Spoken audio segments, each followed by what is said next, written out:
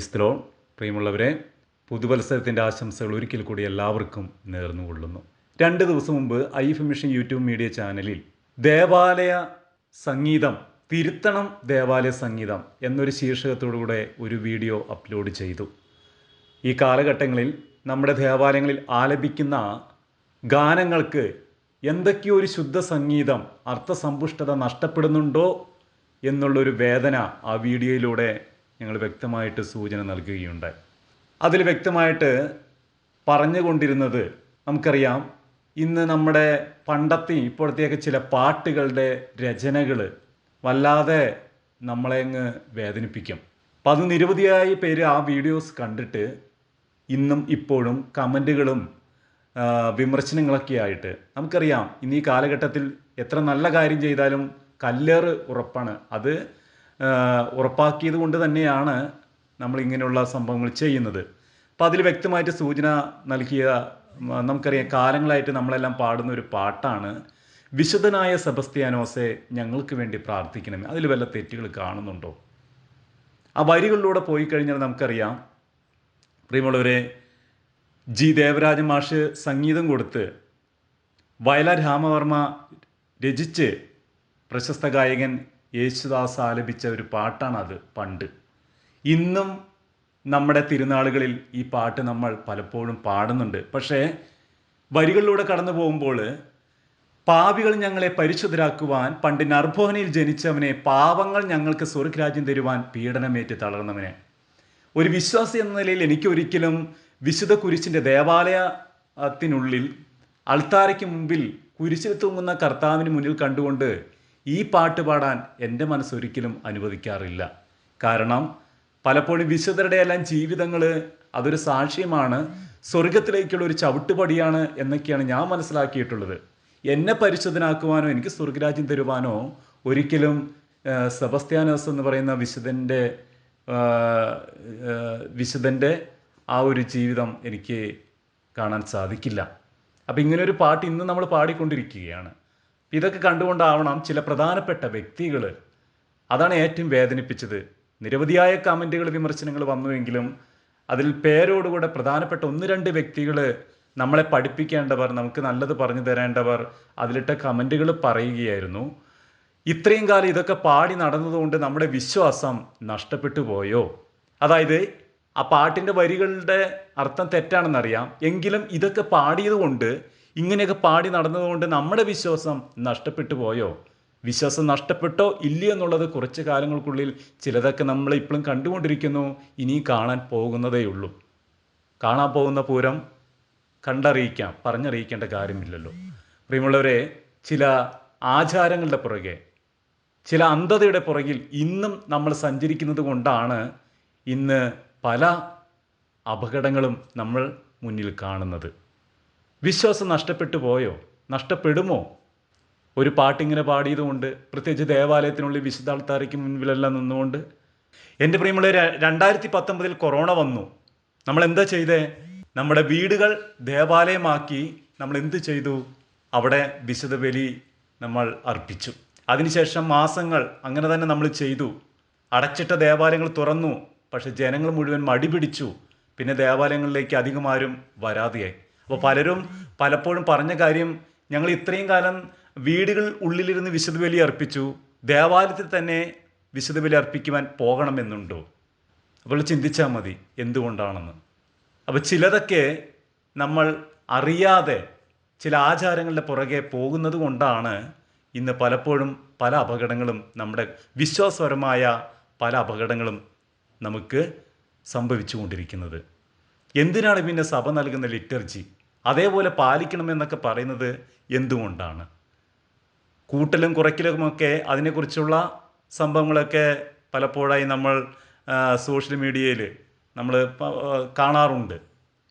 ഇവിടെ ഇതുമായി ബന്ധപ്പെട്ട് ദേവാലയ സംഗീതം അതിൻ്റെ ശുദ്ധത നഷ്ടപ്പെട്ടുകൊണ്ടിരിക്കുന്നു എന്നുള്ളത് ഈ കാലഘട്ടത്തിലേക്ക് നമുക്കൊരു തിരിച്ചറിവ് നൽകണം.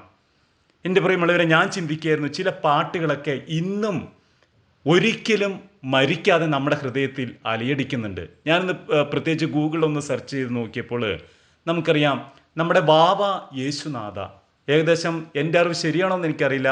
ഞാൻ ഗൂഗിൾ സെർച്ച് ചെയ്തപ്പോൾ കണ്ടതാണ് 25 വർഷം 99 യേശു നല്ലിടയൻ എന്നൊരു ആൽബത്തിലൂടെ ഇറക്കിയ പാട്ടാണെന്നാണ് ഞാൻ അത് ശരിയാണെന്ന് എനിക്കറിയില്ല. ഈ പാട്ട് ഇന്നും നമ്മുടെ കത്തോലിക്ക വിശ്വാസികൾ കോടിക്കണക്കിന് പേർ കണ്ടു. ഇന്നും ആ പാട്ട് ജീവനോടുകൂടി ഇരിക്കുക. കഴിഞ്ഞ ദിവസം ഞാൻ 3-4 സ്ഥലങ്ങളിലൂടെ ഞാൻ ദേവാലയങ്ങളിലൂടെ കടന്നു പോയപ്പോൾ ഇന്നും ആ പാട്ട് അത് ആ പഴയ ട്യൂണിൽ ഇന്ന് വാവ യേശുനാഥ പല ട്യൂണുകളിൽ ഇറങ്ങുന്നുണ്ട്. എങ്കിലും ആ പഴയ ട്യൂണ് ഓർമ്മയില്ലേ? അതായത് വാവ യേശുനാഥ വാവ സ്നേഹനാഥ ഹായൻ ഹൃദയം തേടിയിടും സ്നേഹമേ നീ വാവ യേശുനാഥ. എന്ത് മനോഹരമായ വരികൾ, എന്ത് മനോഹരമായ സംഗീതം. നമ്മളെ ഒരു ക്രിസ്തീയ അനുഭവത്തിലേക്ക് നമ്മുടെ മനസ്സുകളെ ഉണർത്താൻ കഴിയുന്ന ഭാവമുള്ള ആ പാട്ട് ഇന്നും നമ്മുടെ ഹൃദയങ്ങളിൽ ഈ ലോകത്തിൽ ജീവിക്കുന്നു എന്നുള്ളത് നമുക്ക് അഭിമാനിക്കാം. കാരണം എന്താ?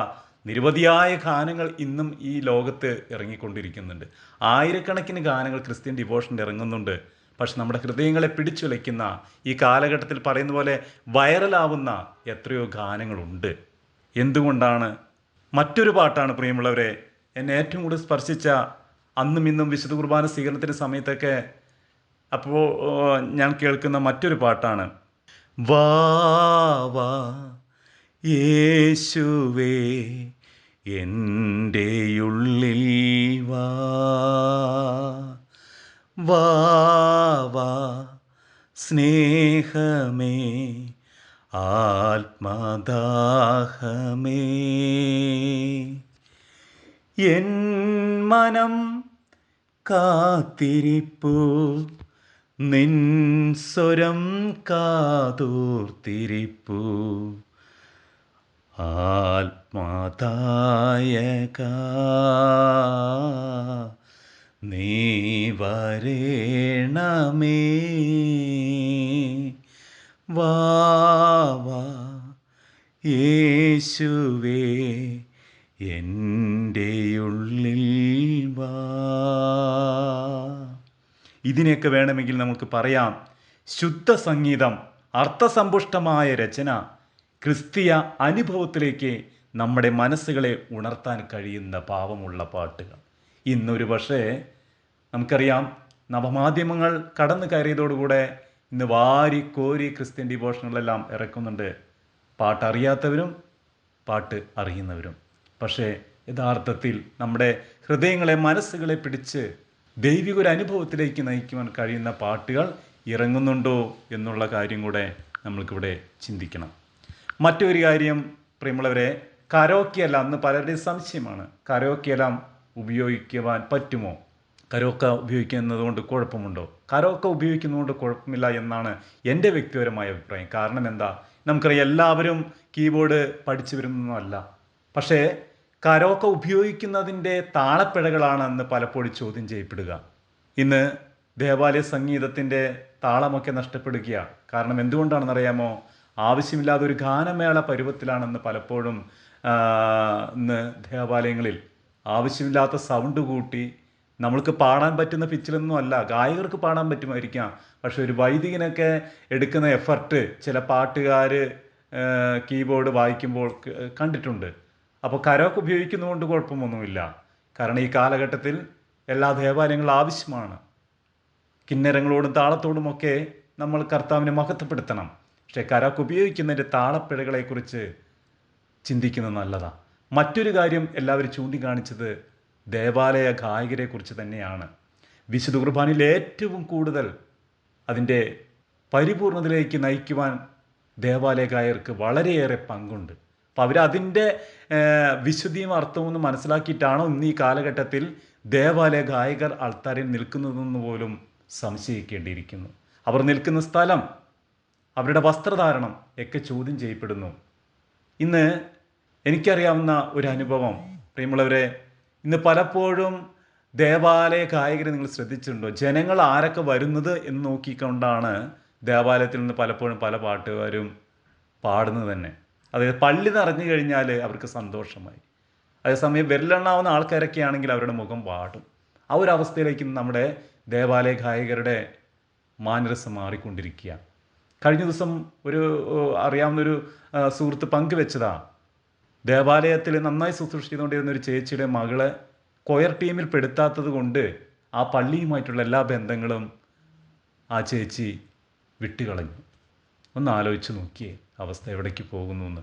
അപ്പോൾ ചിലതൊക്കെ തെറ്റ് തിരുത്തേണ്ട സമയത്ത് തിരുത്തേണ്ടതായിട്ട് വരുന്ന കാര്യങ്ങൾ തിരുത്തേണ്ടതായിട്ട് വരുന്നതും, പറയേണ്ട കാര്യങ്ങൾ ഉള്ളു തുറന്ന് പലരും പറയാത്തതുമാണ് ഇന്ന് ഈ കാലഘട്ടത്തിൽ പല തെറ്റുകൾക്കും കാരണമെന്നുകൂടെ ഇവിടെ സൂചിപ്പിക്കുകയാണ്. അതുകൊണ്ട് പ്രിയമുള്ളവരെ, വിമർശനങ്ങൾ കടന്നു വരട്ടെ, നല്ലതാണ്. പക്ഷേ അത് വിമർശിക്കുന്നതിന് മുമ്പ് ആവശ്യമുള്ളതാണോ എന്നുകൂടെ നമ്മൾ ചിന്തിക്കുന്നതൊക്കെ നല്ലതാണ്. എല്ലാവരെയും ദൈവം അനുഗ്രഹിക്കട്ടെ. ആമേൻ.